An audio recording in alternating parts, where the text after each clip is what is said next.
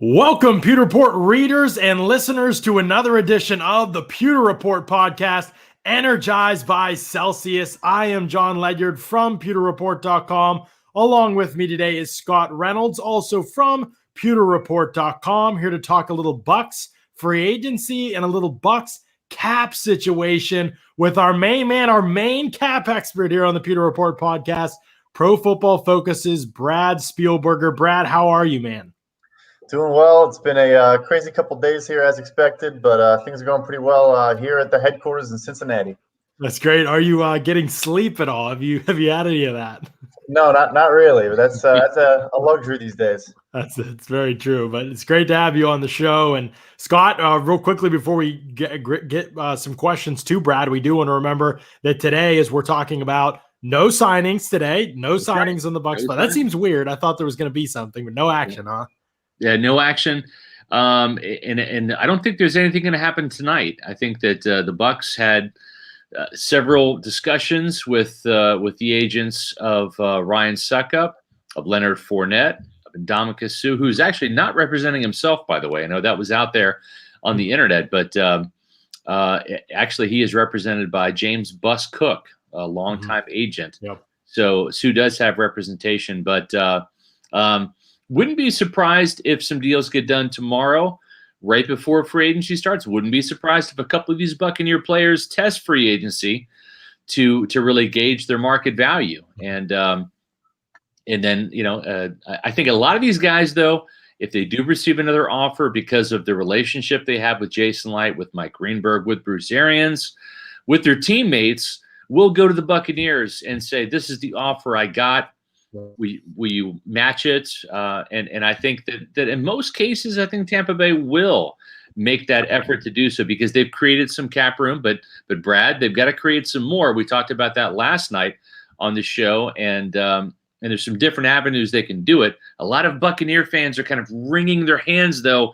Is Mike Greenberg straying from the magic formula of not using signing bonuses, which he hasn't in the past? Typically, a Buccaneer contract, if it's 3 or 4 years, the first 2 years are guaranteed, and usually there's a roster bonus as opposed to a signing bonus. They haven't done that prorated signing bonus that has gotten teams like the Saints in trouble. They've avoided that. But I think, Brad, and you were talking about this with John on the last time you were on, the Buccaneers have done such a good job with salary cap management that they can kind of afford to use this approach of kicking the can down the road a little bit with some proration, with some dummy years in these contracts, because they have not overextended themselves in the future. Is that right? That's 100% right. And like you said, this is a deviation from their norm. We call it a proration ratio at overthecap.com, and GM Jason Light had basically the closest cash to cap ratio. He was prorating the least amount of money in the NFL coming into this offseason. Like you said, they pay as they go. They're upfront money with roster bonuses and stuff like that. But I think at the end of the day, the whole reason to do that is to bide your time. If your roster is not super competitive, you should be doing that so you're never limiting yourself once you do get competitive. But then if you're in this window that they're in now, you should then say, okay, why not try to bring everybody back? Yes, it's going to be us deviating from our norm, but the whole point of doing that, in the first place was so you could then do this now and kind of capitalize. Yeah. And I think one of the things, too, and I've heard this, I'm sure you've probably heard this from your sources around the league. I've heard this from the Buccaneers themselves off the record. They're expecting the salary cap, which contracted from $198 million to $182.5 million this year due to the loss of stadium revenue with the COVID-19 situation deeply affecting attendance. Some teams had no fans in the stands. Some, like Tampa Bay, went without fans for the first couple of games and then had 10-20% capacity. But they're expecting the Buccaneers, and I think other NFL teams are expecting a cap surge of about $30 million due to the new TV deals that are on the horizon for 2022. Is that what you're hearing as well? Yeah, so it's interesting. I am hearing there's bullishness about those deals coming in, almost 100% markup from the previous ones. I do think an interesting piece of information that kind of flew under the radar was Dan Graziano put out a note that the cap, they said, would have been about 155 million if they didn't agree to this kind of cap floor of 182 and a half. Yeah. So if you look at it from 2020, okay, so you had 198.2. If it was normal, you'd guess, okay, it'll be 210 this year, absent the situation. So, okay, $55 million difference there from the 155 to the 210. So you say, okay, basically the owners ate exactly half of that, 27.5 million. They said, okay, we'll eat that dead cost. So there's still going to be, another chunk they have to deal with. Yeah. But I've heard the same, around 205 million from this 182. So $25-30 million jump, which should help them get back on track.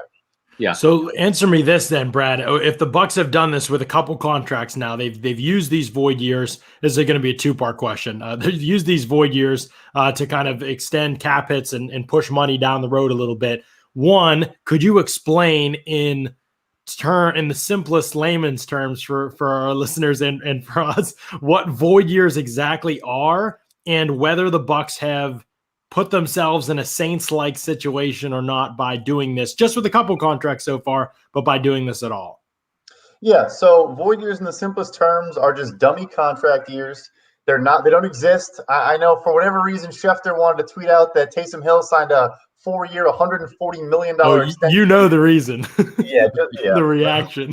Yeah, and said it was laying the groundwork for a future deal, which is one of the funnier things I've ever read. But yeah, so there's money in those, but it means nothing. There's basically a date in the contract that says on this date, typically a week after the Super Bowl, something like that. So before the following league year, it says the remaining years of the deal will void.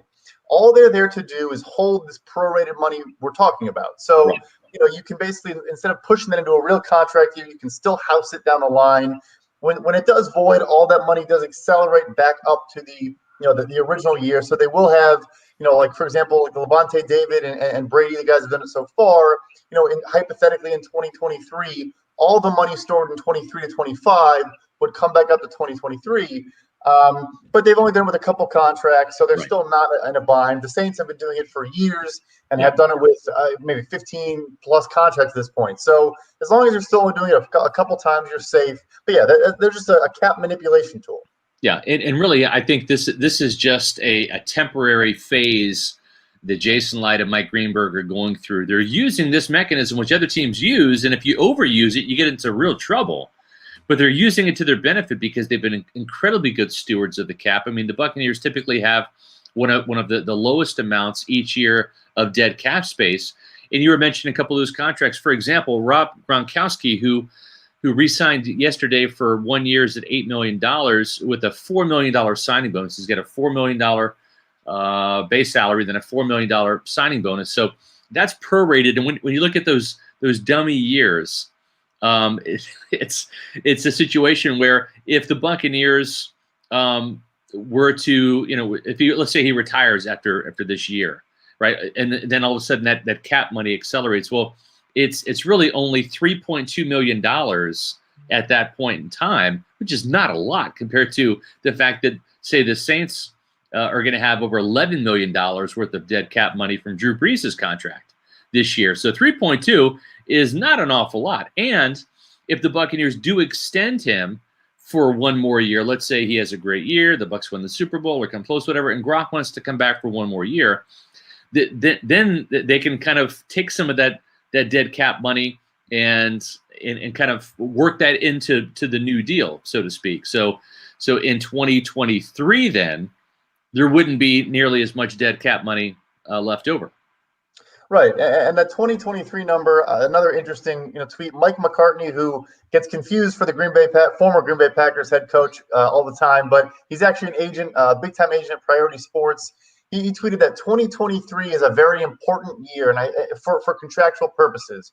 And so I think a lot of teams are targeting that's the year where it's truly going to, the cap's going to take off, and maybe we see 240 million or something like that. So teams have no issue just kind of saying, okay, we're going to house some money there. We know it's going to jump. Yeah, we'll have some dead money. You mentioned Brees too. It's 11.15 for this year. If he gets another 11.5 in 2022, that's if they kind of go this post-June 1 designation route, which is also controversial because he officially retired at this point, but they're going to carry him on the roster for the next couple months. But yeah, so at that point, it's not an issue at all. You said Gronk, not a big deal. David's pro money isn't as huge as maybe expected there. Brady's going to play till he's 55 anyways, so not an issue there either. Yeah. Yeah, it's interesting because there's so many layers to it, but for those of us, it's like, okay, void years, and we're trying to like wrap our minds around that while also being excited about the fact that this seems like a cheat code, right? Like it seems like it's almost like how this too good to be true. Like if it wasn't for void years, how could the Bucs have done it in a year like this one? I don't know that they could have. And so is this a loophole, Brad? Is this like a cheat code? Is this something that eventually the league would want to stop? Or is this just going to be how things are? How come we haven't seen it used as much in the past? I know some teams have used it, but feels like it's the thing this year, and probably because of the cap, I guess. Yeah. So the funny thing is, my answer it's not really tied to logic or the league trying to follow rules. The answer of why they're okay with it, frankly, is that it benefits teams and it benefits players. Yeah. Like you said, teams would be struggling to sign guys right now if they couldn't exploit it, and players would be struggling to get deals if teams said, "Well, we can't fit you on the cap, and we don't really want to give you real contract years." Although in theory, you could just put a bunch of minimum base salaries in future years that's non-guaranteed. It's kind of the same thing. But yeah, regardless, they're allowing it because it benefits all parties. So I guess why not? Well, and I think the thing too is there really isn't any sleight of hand. What you're saying is like with Gronk's contract, is that unless you re-sign him, there will be $3.2 million worth of dead money in 2022. So there's no sleight of hand. There's no shell game going on here. You're just basically saying we want the player for this amount of cap space this year. And then whenever the agreed upon date is, whether it's next year for Gronk or a couple of years down the road for Levante and for Tom Brady, we will be planning and budgeting for this amount of dead cap space, barring any extension at that time.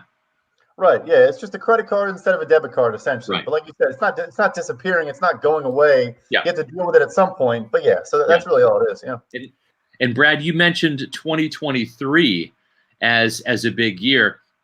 I'm looking at right now at overthecap.com for the Buccaneers. They've got 32 players on a contract for next year.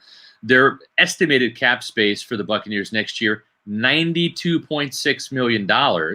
That seems like an awful lot compared to right now, where it's about just under $4 million.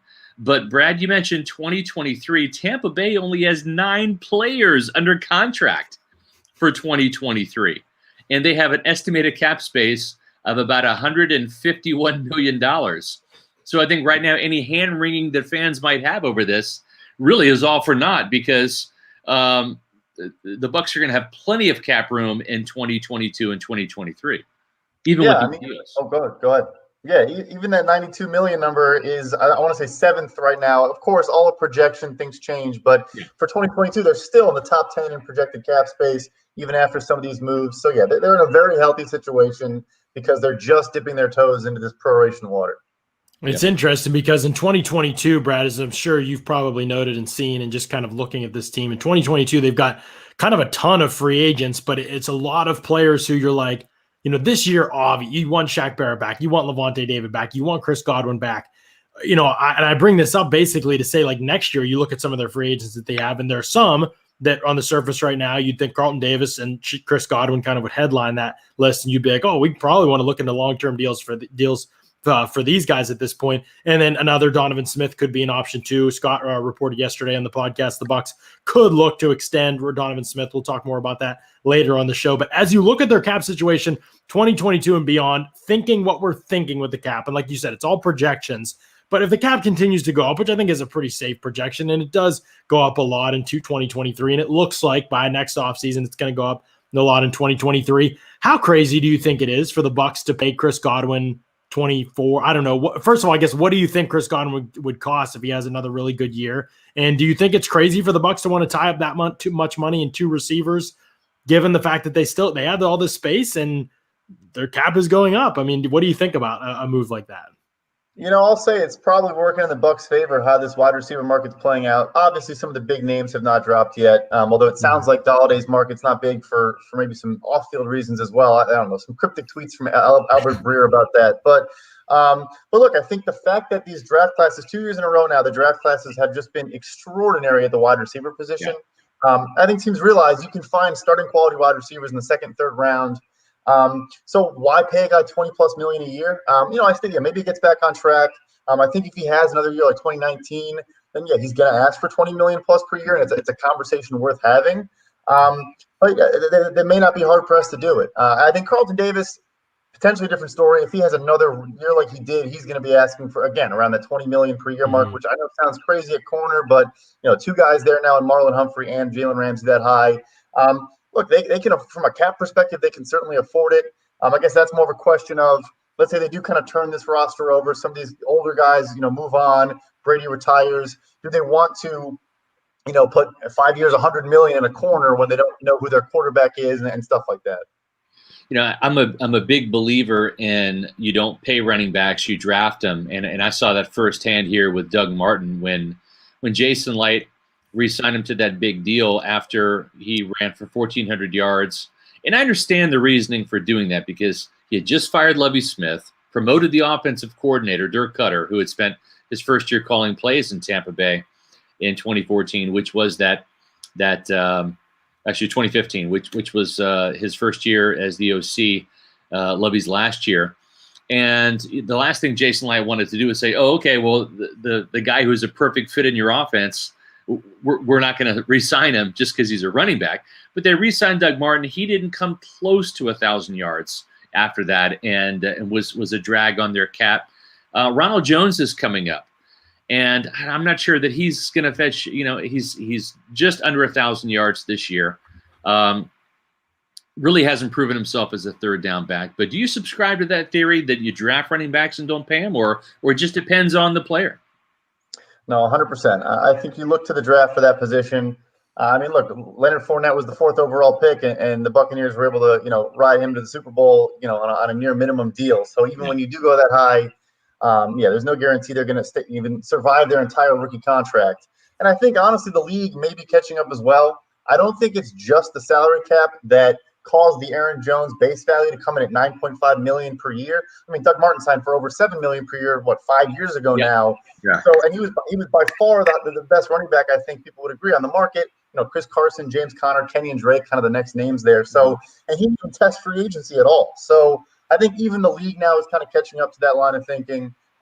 Yes, I definitely ascribe to that thinking as well. Well, and also with injuries playing a role there, right? Christian McCaffrey signs this huge deal, and it's a position that invites punishment. It invites injury, and it's hard to stay healthy there. And I think that's why teams go to the two-back approach. And then when you have one guy making all that money, you feel obligated to make him the feature back, and it's just hard for a running back to justify and command that type of salary. And for a guy like Ronald Jones, who even though he's made strides these past 2 years, Brad, this has always been kind of a two-back system here in Tampa. 2 years ago, Peyton Barber and Ronald Jones. This past year, Leonard Fournette and Ronald Jones. And we saw Leonard Fournette really take advantage of the fact that Jones had COVID-19. He broke his pinky. And we saw Leonard Fournette really rise to the occasion in the playoffs, become playoff Lenny, score a touchdown in all 4 of the postseason games, including the Super Bowl. And that probably put a little bit of a dent in Rojo's, impression, his value at $1 place. Yeah, and I think, Tampa obviously loves to run a bunch of duo, and having that one cut back is important. Like, I'm not going to say you don't want that on the roster, but I think in today's game, you need to have some receiving ability at this point to get a big money deal. And he has none. If anything, it's a negative value there. So just throwing it out. There have been the rumors about James White. I think it's like the best fit ever. I know it's just a little bit of nostalgia, I suppose, with Brady, but they were missing that on the roster sorely last year. I would prioritize him over anybody else at this point. Yeah, and I think right now, just to catch our readers up and our viewers and listeners to the Pewter Report podcast, Leonard Fournette has drawn some interest from Seattle, also from New England. And I think that the fallback right now, and I'm not saying that the Buccaneers won't entertain maybe both of those players because they did have Leonard Fournette and LaShawn McCoy, but certainly if they were to lose Leonard Fournette, I think you would see the Buccaneers spend a premium draft pick on a running back. And Ronald Jones was picked in the 2nd round. Keyshawn Vaughn picked in the 3rd. Jason Light is not afraid of drafting a running back that high. They were even entertaining Antonio Gibson in the 2nd round. It came down to Gibson and Antoine Winfield. They made the right pick, but Gibson wouldn't have necessarily been the wrong pick in the 2nd round this past year.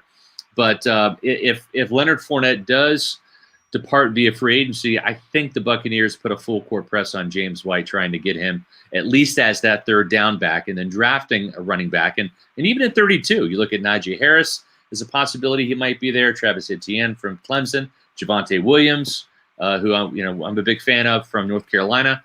So you could see that Ronald Jones rookie 1-2 punch this year with James White coming in as a third down back. Absolutely. Now, Brad, I know we got to get you out of here. You're a busy man, and we appreciate a little bit of your time. One more question before you leave, if we can. Your best guess for the Bucs' last big four free agents: Ndamukong Suh, Antonio Brown, Leonard Fournette, Ryan Succop. Let's just say hypothetically the team has the cap space. The team offers all four of them a contract. What's your best guess at the contract that it would take to land each of those guys? Any ideas what you'd be thinking for those guys, given how the market's unfolded right now? Yeah, I think another kicker deal came from Chicago with Cairo Santo, 3 years, $9 million. I think that works in the Bucs' favor as well. Just like Succop, a free agent got cut last year and had a really good season.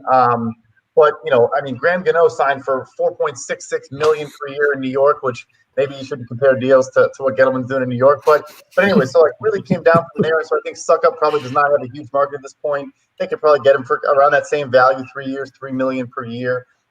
It does sound like Leonard's market could be building a bit.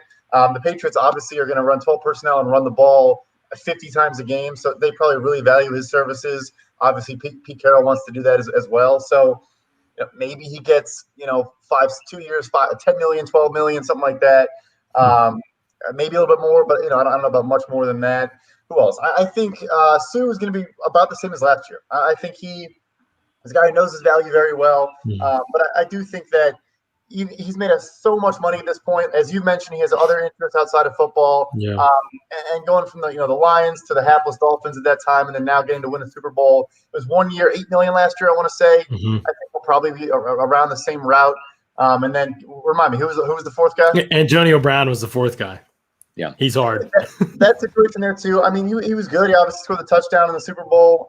Is still an incredibly talented guy, but I also think there it's like 1 year, $5 million is still kind of just his cap. I don't think a lot of teams are in the market there. And I think for him, it's more just about, having fun and chasing rings. Right. I got one last one real quick from me. Tom Brady just, added 1 year to his deal and didn't ask for a pay raise. This is a guy who is the best quarterback of all time, the most winning quarterback of all time. With Drew Brees gone, he will overtake Drew Brees next year as the all-time leading passer. I think he's only behind him by like 1,500 yards. And then Brady's pretty much got every other passing record that there is. This guy has never, ever been the highest-paid quarterback in the league. And I don't think he's come close. I mean, he's kind of hovered around like number 10 or maybe number 8 over the last couple of years, making $20 million a year, $25 million a year.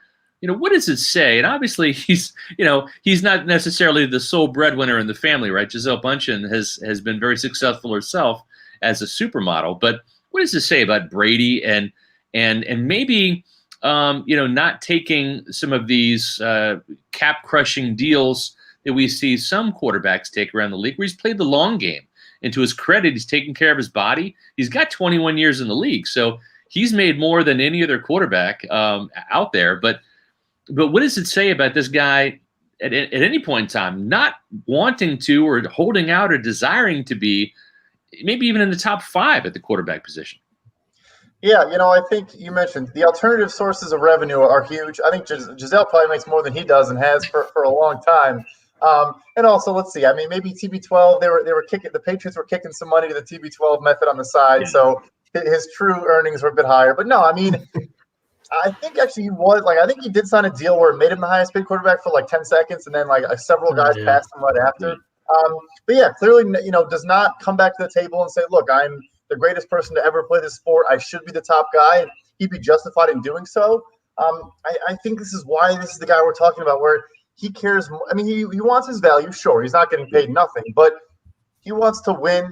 He's still chasing his draft status, going 199th overall. He just cares so much more about other things than money. He still believes in the team concept, doesn't he? Right? And football's the ultimate team sport. You got 11 guys in the field every time you're out there, right? So he does believe in that team concept. Yeah, for I sure. think the big thing too is that if he agrees to take less money, I think that helps him convince other guys, which he's done for years. Like if he says, "Hey, you're going to get $10 million from this team, X receiver. The Patriots are going to offer you 7, but look, I just took 22 when I could have taken 28. If I'm going to do that, why shouldn't you do that?" And so I think it also helps in that regard, and he's been doing that for years too. So there's a lot of moving parts to it for sure. Great stuff. Great stuff as always. By the way, ladies and gentlemen, you can go back on this podcast a couple weeks ago, search it on YouTube. Brad was on last time. We had him on a couple weeks before free agency. And this is when everybody was freaking out. Who are we going to lose? Levante David, Shaq Barrett, whatever. No, I was telling you they could bring them all back. Brad came on the show. He didn't know my position. He said, no, they can bring all these guys back. I know that sounds crazy, but here's how they can do it. And he laid out the plan, and he was spot on the money. Money. Yep. Exactly. Brought them all back, and so far, and hopefully we can see that continue to happen with Suh and AB and Suck Up at least, and we'll see about Leonard as well. But Brad, thanks so much, man. I know you're so busy. Thanks so much for taking some time for us. Thanks for having me back on. Nice to meet you, Scott. Yep, nice to meet you. Absolutely. Great having Brad on the show, man. I love, Scott, when you can talk to somebody and get information you wouldn't get anywhere else. Yeah. And it's clear and it's concise and it's easy to understand.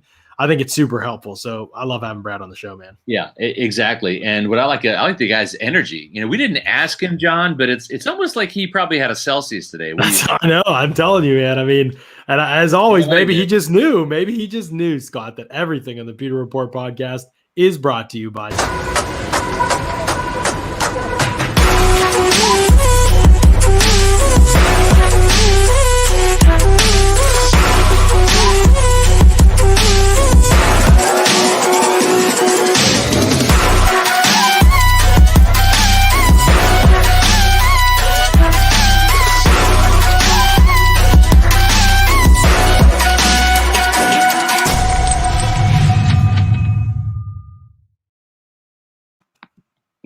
John, I crushed this orange sickle heat today before my workout. Let me tell you, this thing works. It works. Telling you, I mean, and the thing is, I had 2 beers at dinner, and I'm still like amped up over this. Like, I'm not saying Scott's gonna be feeling good on the pod. Let's go. No, yeah, but I'm just saying, it's like I'm not like dragging. I'm not like ready for to pass out or have a nap or something. And the reason why is because Celsius powers active lives every day with essential functional energy. And, if you want to be like me and crush a couple beers and still like be raring to go for a podcast and a late night working, covering free agency, Celsius is the way to go. Tell you all about it. Go to the pewterreport.com website, click on the Celsius banners. They're going to take you to Amazon where you can buy them in bulk and save lots of money. Do the subscribe and save for extra savings. Or if you want to grab a can locally, I'll tell you where to do it. Go to Celsius.com, click on the store locator, put in your address, and you'll see all these cool convenience stores and grocery stores and health fitness places pop up all around you, and they'll tell you exactly where Celsius is sold. So grab a can of Celsius and tell us which flavors you like the best. Absolutely, man. I'm telling you, this strawberry guava, that's the new one. They just sent me this. It's not bad. It's not bad. Yeah. It's definitely in my top 3, I think, right now. And orange sickle's up there too. So. It sounds sweet, John. It sounds like it'd be like, ew, too sweet, but it's not. It's really good stuff. I love it. It's great. All right. Let me run this by you here, Scott. Here we go. We've got a hypothetical now at this point in time, right? But it's a legitimate hypothetical. The Bucs literally come out of this offseason having re-signed Ndamukong Suh, Ryan Succop, Antonio Brown, Leonard Fournette. Every single starter is back from the Super Bowl team in this hypothetical, which I think is very realistic. That's crazy. That's like unheard of. It doesn't mean a damn thing. That was last year's team. Right. Oh, yeah, right. For the Super Bowl. But I will say this. If that happens, and let's just say, Suh and Succop come back at least. Right. Forget the other 2 for now. Suh and Succop come back. If it even takes that for you to say this, do you not feel like the Bucs should be the favorite in at least the NFC? Let's leave the AFC out of it. There's a lot of the Chiefs obviously are going through some process on their offensive line. Could look much different by tomorrow, to be honest. But in the NFC, with so little cap space for almost every team in the NFC right now, don't you think it's the Bucs? Yeah, and I think even more importantly, John, it's the Bucs in the NFC South. I think that the Saints, and it's not so much. Listen, hats off to them. They must be printing money down there in New Orleans, right? Or I should say up there in New Orleans. But they've lost a lot of depth.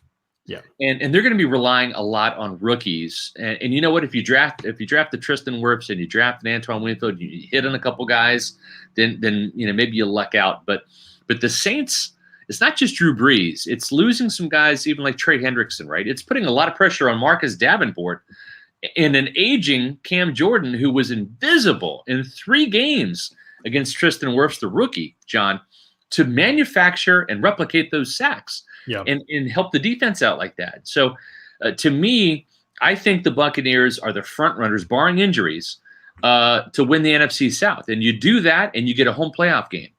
Right. And then once you're in the tournament, and maybe that happens at 10-6, maybe it's 11-5 again, or maybe it's 12-4, or even 13-3.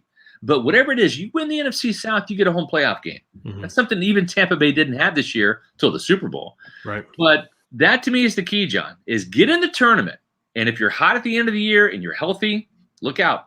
Yeah, absolutely. No, that's definitely the key. And it's too far out to say. I mean, we'll say our predictions before the year on paper. I can't imagine a team. We'll see after the draft. I mean, you never know what's going to happen. Again, you, Robert.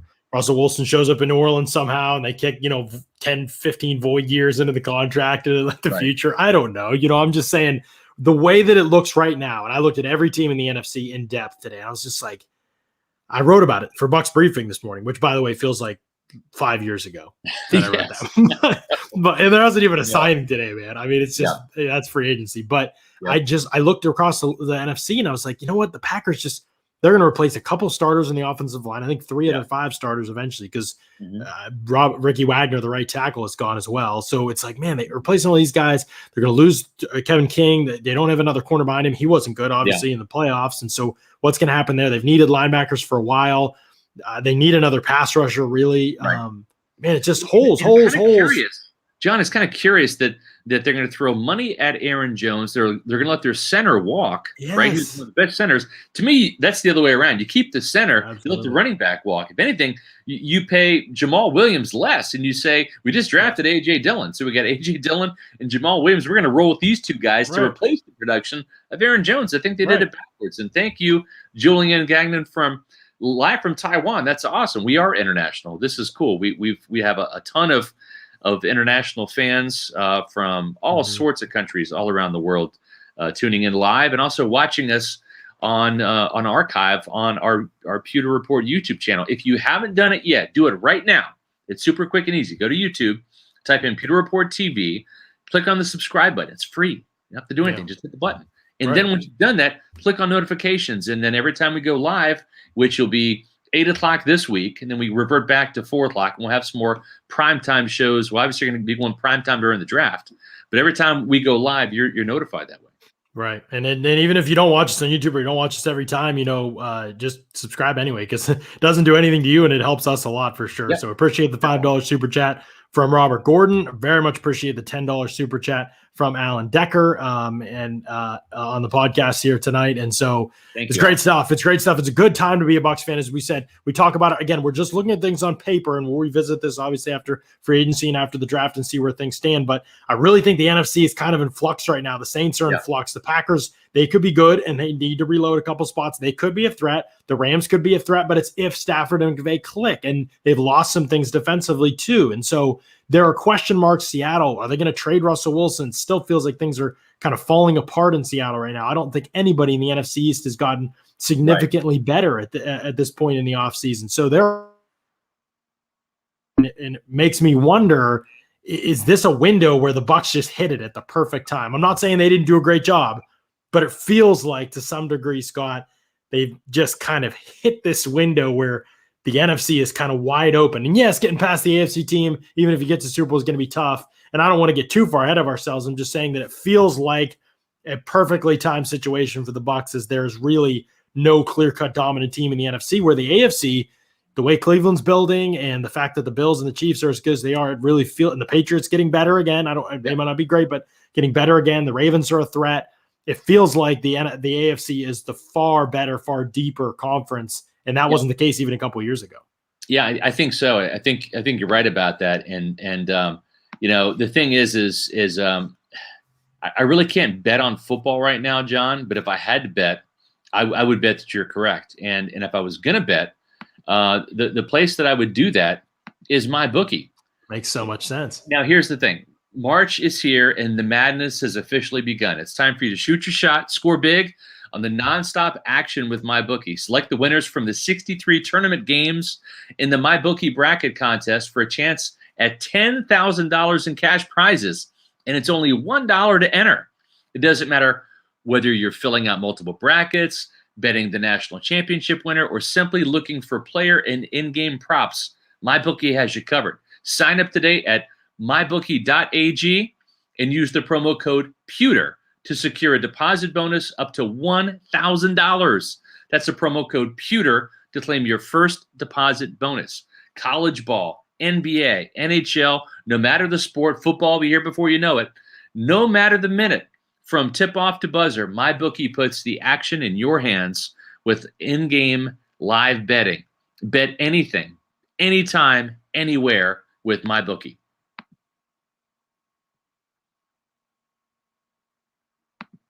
I'm muted, aren't I, Scott? You were muted. helps Yeah. helps if I'm unmuted to say this, but the Bills are signing Emmanuel Sanders to a 1-year deal as soon as the Saints release him, and so that'll be another loss for the Saints. And again, we kind of keep repeating it. The Saints, there is some interest out there with the Saints and Richard Sherman. We'll see whether that comes to fruition or not. And we'll also see what kind of money Richard Sherman wants. Because I remember last time he went to San Francisco on a short deal after his injury, and it was like he was representing himself, and it was very affordable. And then I think he ended up extending that for longer. I'm trying to remember. But I wonder what the Saints will do with Richard Sherman in that situation if he just wants to try and win one. But obviously losing Emmanuel Sanders, Janoris Jenkins is out with the Titans. If I'm Mike Evans, I remember the last time I played Richard Sherman, you smoked him for 2 touchdowns. So bring on an older Richard Sherman now. I just don't know, man. I don't think that he is a premier cornerback anymore. I just don't. Yeah, I mean, he's definitely older, and I tend to agree. It's not a signing that would shake me much. I mean, but the Saints, they're still going to have a good roster. Yeah. There's no question about that. I think it's just you look at the Bucs and you're just like, quarterback, man, like can't get past it. It's such a question mark for the Saints. Right. I really don't think they're that enamored with Jameis Winston. I'm not just saying this to say it. I'm saying it because this is what I hear.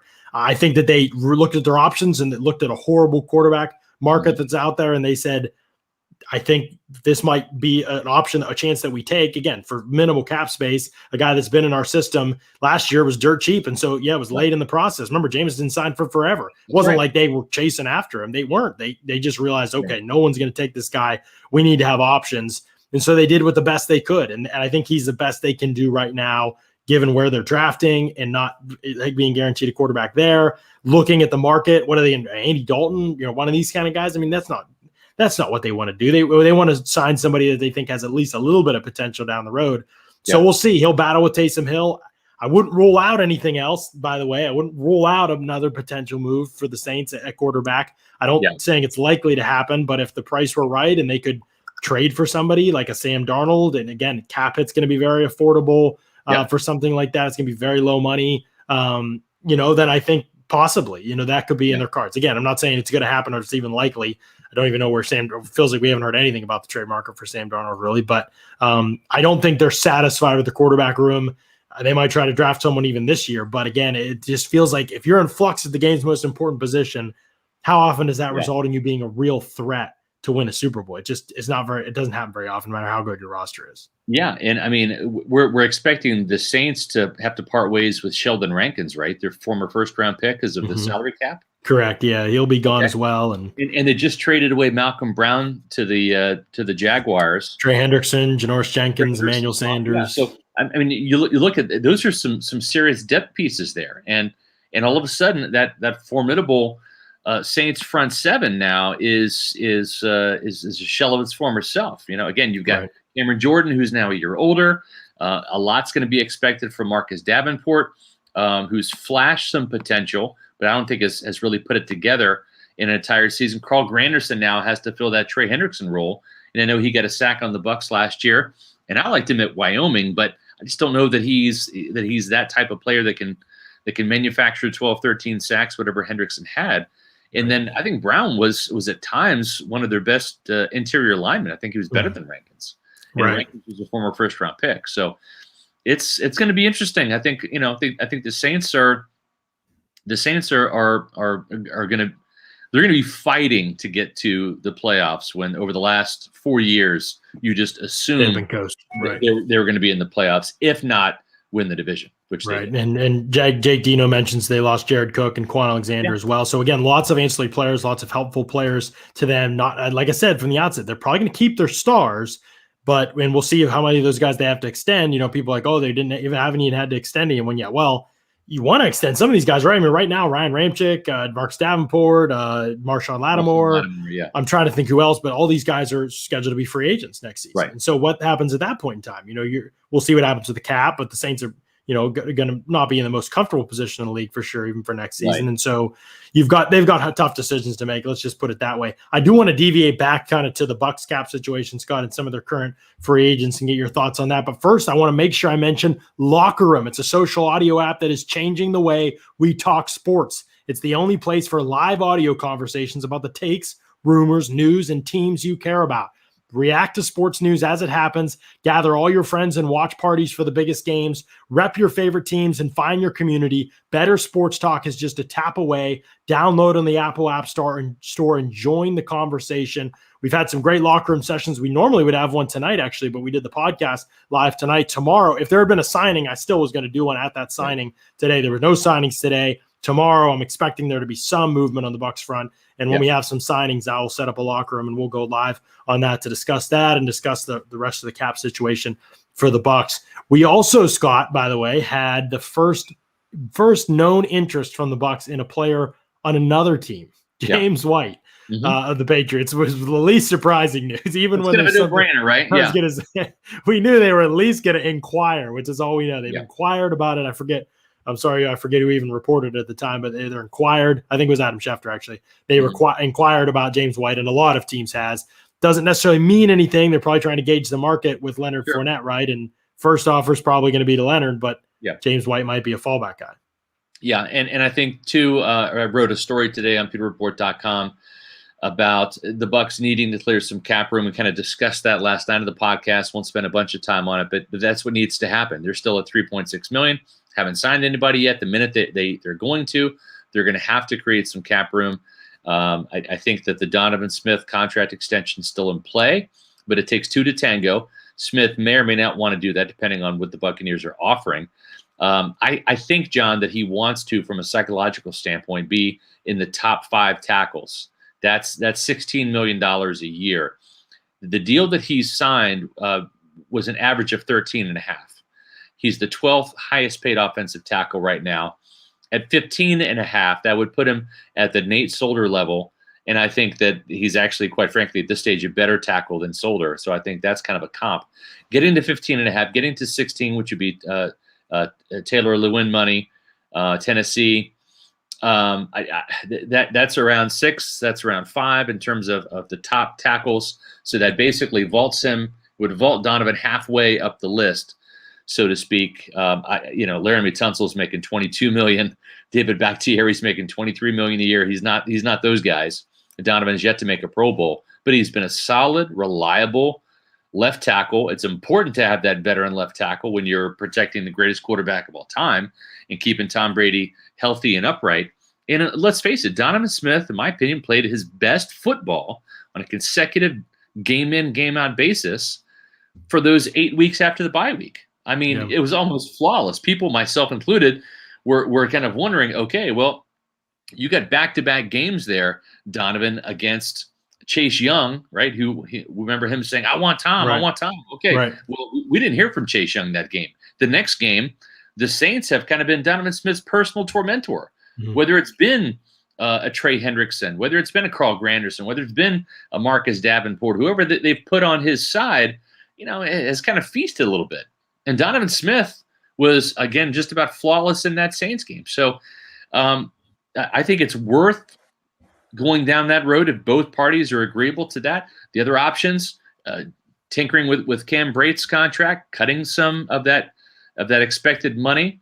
I'd like to see that rather than cutting Cam altogether, but he is the number 3 tight end on the depth chart now with O.J. Howard coming back. And then you can also go to Ali Marpet. They could go to Mike Evans. I don't think they want to do that, John. You read the article, right? Yeah. You're already looking at $18 million in cap money.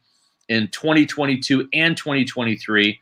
Mhm. Mike will be age 30 in 2023. You don't want to keep stacking money, and all of a sudden you're looking at owing Mike, or Mike having a cap value of over $20 million at age 30 when his skills might be in decline.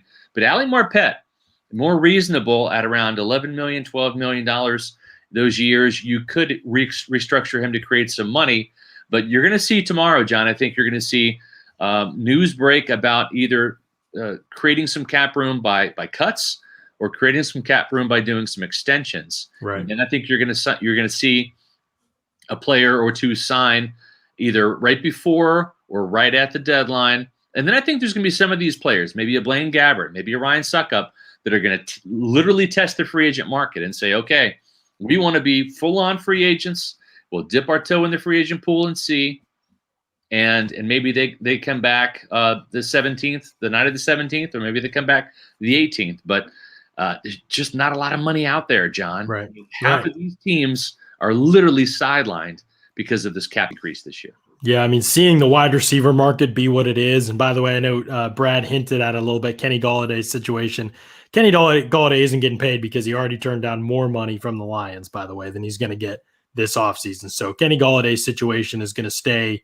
I mean, he may relent and sign somewhere for less than he wanted, but I'm not going to say the numbers because it's not my story necessarily to report. But Kenny Galladay definitely turned down more money from the Lions than he's going to get in free agency this offseason. And so that's where he's stuck. He's shocked. Yeah. Yeah. So I don't know whether that's going to hold up. That's holding up the whole market right now. Guys like Juju Smith-Schuster and Will Fuller, but it's holding up the market at least somewhat, I think. And it could be possible to even see these guys take a 1-year deal. But again, I don't even know if that's the best play for them, because I don't know that the wide receiver market bounces back a ton. We've had how many straight drafts of great wide receivers? We've at least 2, and we'll have a third one this year. Right. We have wide receivers popping up everywhere in the NFL every year. I mean, there's just a lot of them. Teams need a lot of them. If you're a premier, clear-cut number one guy, and that could be Chris Godwin after the season, if he goes for 1,400 and 100 catches and 9 touchdowns, 10 touchdowns, that could he could clearly have established more consistent dominance than even a Kenny Galladay, and they're different types of players. But I just think that right now the market is kind of coming back down on wide receivers, and it could be at the perfect time for the Bucs with Chris Godwin's situation next offseason. So to me, that was fascinating what Brad said about the wide receiver market this year, and that could reflect on Godwin next year.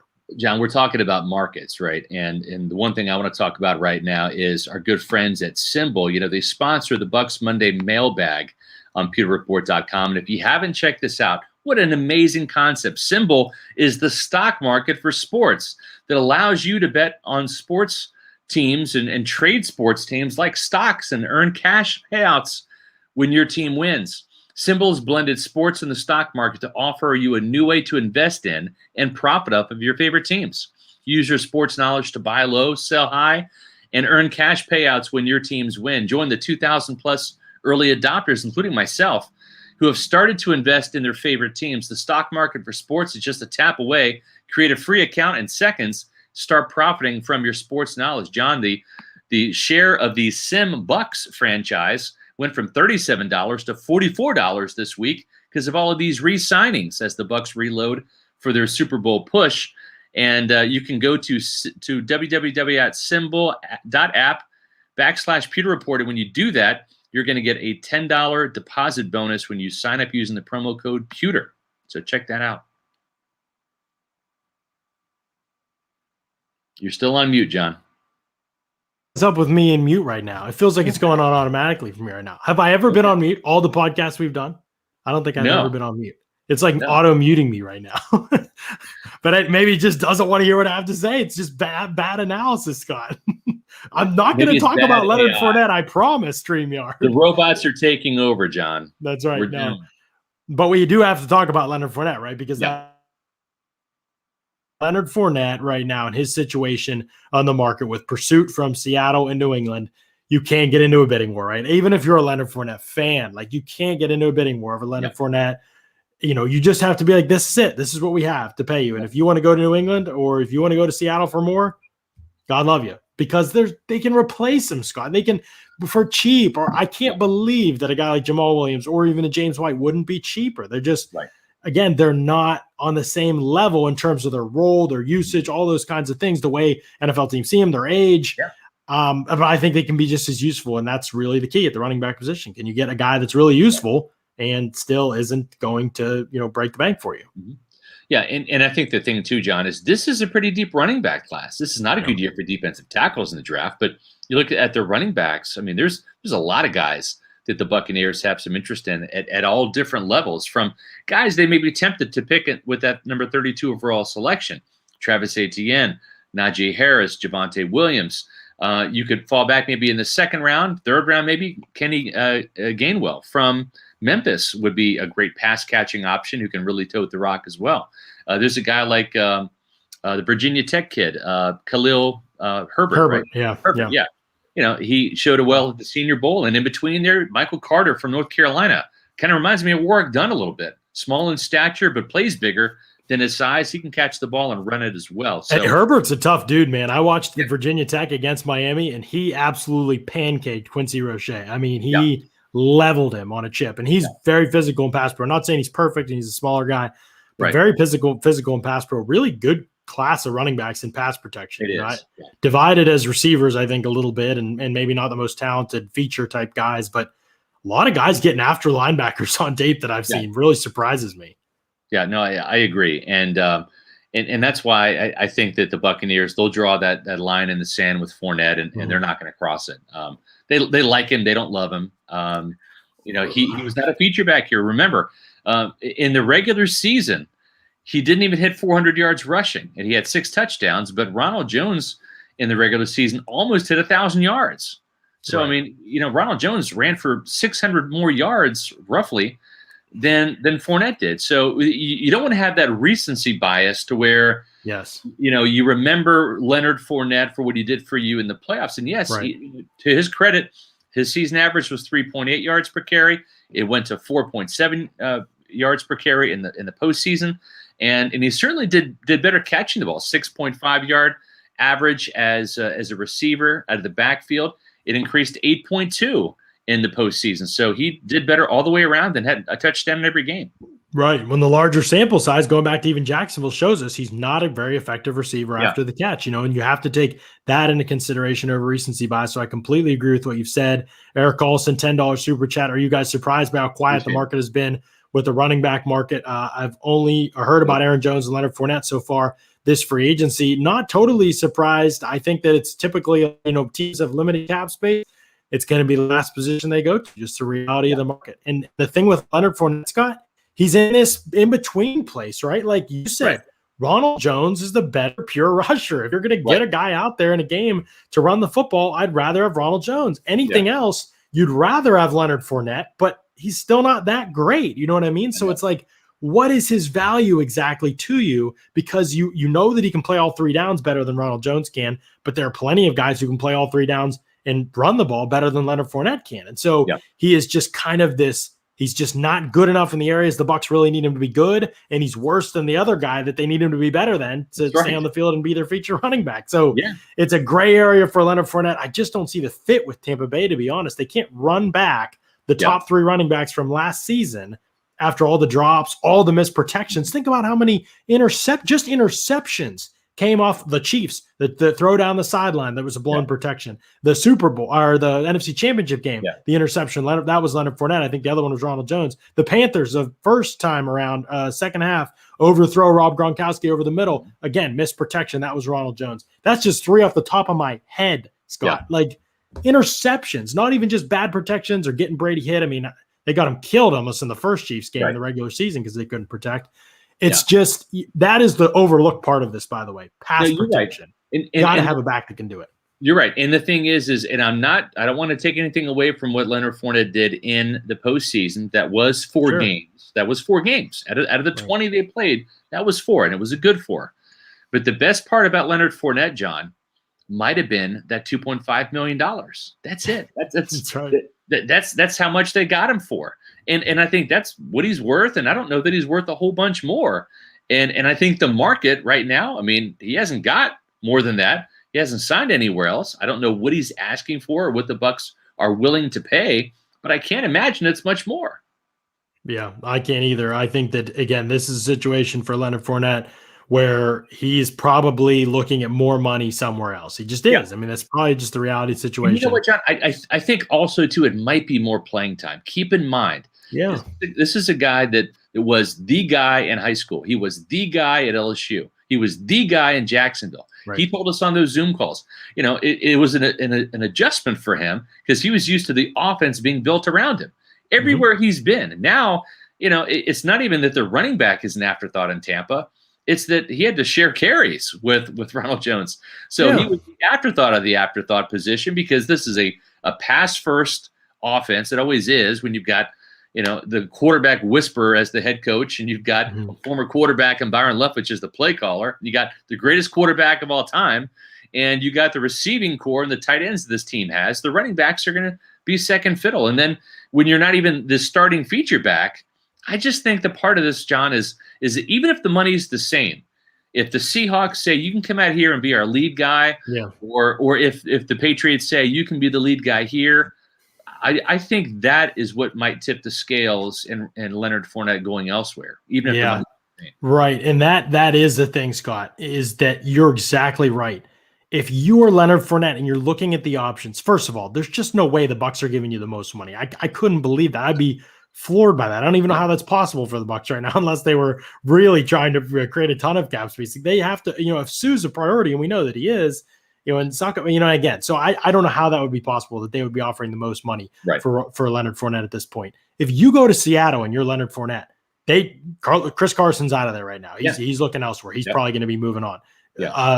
Carlos Hyde is already gone. He already signed somewhere else. And Rashad Penny, right. He's probably not going to make the team. So you are the guy on a team that has already said, we want to run the ball more. We want to run the ball. We want our focus to be that. How do you turn that down with more money and probably more long-term security if you're Leonard Fournette? Maybe I'm wishful thinking. I hope he takes it. When you're signed in March, you're the shiny new toy that the coaches want to play with, right? Yes. It's different when you're a late, training camp ad, like he came in September after you got cut by Jacksonville. Then you're more of the afterthought. It's, well, you got to learn the offense. We have our guy in Ronald Jones, and he had the 100-yard game against Carolina. Half of that was on the fourth quarter touchdown run to seal it.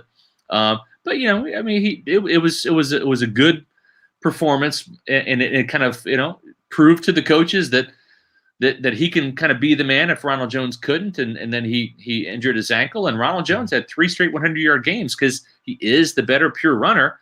But that's the difference is you were the afterthought at the start of the season because you were the late ad by the Buccaneers. If you go to Seattle or you go to New England, you're the shiny new toy in March, and we're going to factor you in, and we're going to build this offense around you. And listen, John, the Seahawks, they run the ball. That is what Pete Carroll likes to do.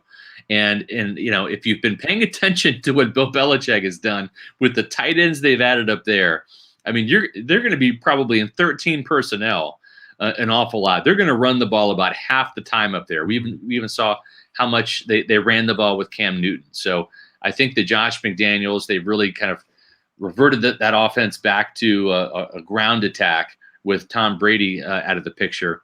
And why wouldn't that be appealing, John? Yeah, right. I think you're exactly right. And so to me, it's, again, the deal seems obvious to me. And real quick, before we get out of here, I just want to talk about Suh very briefly. A C conversation in the chat. If Suh were to leave, how hard is he to replace? I think he's hard to replace this year, to be honest. And I think that's part of the leverage situation right now is that the Bucs don't have a lot of young defensive line talent, interior defensive line talent.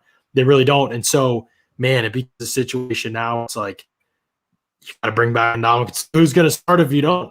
And Suh probably knows that, and it's one more year. And again, we'll see how it goes. But I don't know that. I mean, I'm not saying that they couldn't get by with other options out there, but Suh's a good player. And what's really underrated is that he plays a ton of snaps. It's a huge workload, and he can play all up and down the defensive line. Very helpful guy to have. And I'm not saying it's make it or break it whether he resigns or not. But I think he will resign. But I think he'd be hard to replace if he didn't, because we've talked about this too. The draft class of defensive tackle is pitiful, Scott. It is. Oh, yeah. It is rough. Yeah, there's no doubt about it. Here's the thing, John. It's like we haven't done this in a while, but guess what? Manscaped is back. We're going to talk about it for a second. You know why? Because the draft season's almost upon us, right? I mean, we've got free agency right now. The draft is breathing down our necks. It's possible that you might have Trevor Lawrence's haircut in your pants. That's why our partners at Manscaped, the leaders in below-the-waist grooming, have partnered with us to make sure that you don't gamble on shaving your balls the same way that you like to gamble on football. For all of my draft geeks out there, we've got an exclusive 20% off promo code at Manscaped. All you have to do is use the promo code PEWTER, okay? Will your favorite team go defensive back in the first round? Not sure, but I am sure that with the Lawnmower 3.0, which is this bad boy right here, that you can get your D back. Because of the ceramic blade and the safe skin technology, your nicks and snags will be reduced. This is the perfect protection needed for your franchise quarter balls. I want you to look in the mirror. Not right now, but do it after the podcast. Do you see any hair growing out of your nose or your ears? I mean, listen, I'm about that age where I have to use this thing. This is the Weed Whacker, all right? This is the nose and ear hair trimmer, and it's the fantastic solution. It literally takes 5 or 10 seconds, and boom, you're done. So why not use the best tools for the job? The performance package comes with the new and improved Lawnmower 3.0. It includes the Weed Whacker nose and ear hair trimmer, performance boxer briefs, which, John, they're the most comfortable that you're ever going to experience, and this travel bag that they call the Shed to use when you're done quarantining, and also some of their liquid formulations like the Crop Preserver and the Crop Reviver. The Crop Preserver is anti-chafing ball deodorant that ensures that your afternoon stroll doesn't end with your ball sticking to your leg or smelling like eggs. The Crop Reviver is a spray-on toner for your balls. It's made with soothing aloe and witch hazel extracts that will give your testes a nice boost. For a limited time, subscribers get not one, but 2 free gifts. They get the Shed travel bag, which is this here, and this is a nice bag, and the patented high-performance anti-chafing Manscaped boxer briefs. This is a $39 value there. And all you got to do is go to manscaped.com, use the promo code PEWTER. You're going to save 20% off when you do, and you're going to get free shipping. So get 20% off free shipping. Use the promo code PEWTER at manscaped.com. That's free shipping, promo code PEWTER. It's time to turn that team in your pants around with Manscaped. Oh, boy. Great stuff. You made it. They really are great products, man. They're great products. They are. Scott, by the way, does not tell me these ad reads before. So, I know we have one, but I have no idea what they say. He gets the new script. And you got this script, by the way, 5 minutes before he went live. So it was fantastic, John. It was absolutely fantastic. Just like the Bucs moves in free agency. It's fantastic. Right. Now, listen, here's the thing. The read is over, okay? I mean, the paid promotion is over.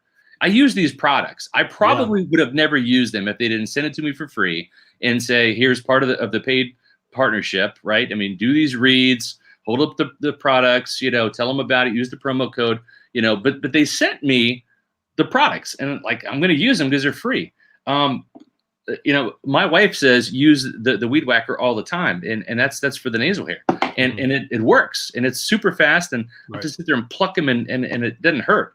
And I mean, I went ahead and used all the products, and I wholeheartely endorsed them. Yep. I'm so glad that they came on board, because I wouldn't have known about this any other way. And so I'm just telling you, honestly, I endorse these products. They're fantastic. Right. Completely 110% agree. They are as good as it gets.